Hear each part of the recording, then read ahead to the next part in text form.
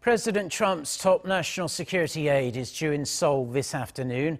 John Bolton's trip is expected to give South Korea a clearer picture on where the US stands on the various security issues shared by the allies. This includes whether Washington is ready to step in to help and end, hopefully, the trade row between its closest allies in Northeast Asia. Ji-yeon with the details.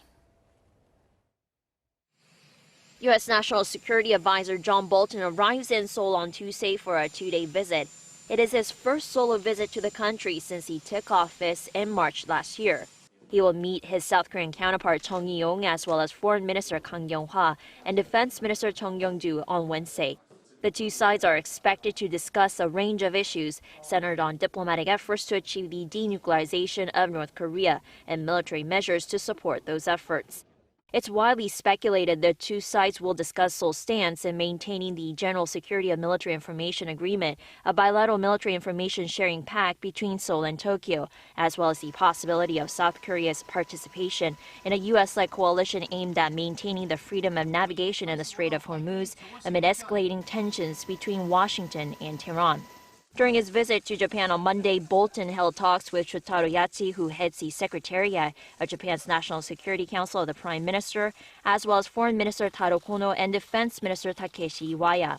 Bolton's visit comes after President Trump had stated last Friday he's willing to get involved on the ongoing trade spat between South Korea and Japan if need be, but added that he prefers the two countries to work out a solution on their own. President Moon Jae-in had requested President Trump's involvement during their bilateral summit in Seoul last month.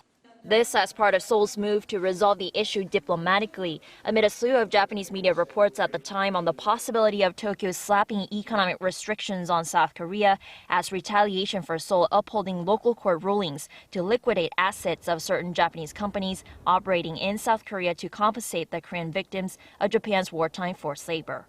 Ji-yeon, Arirang News.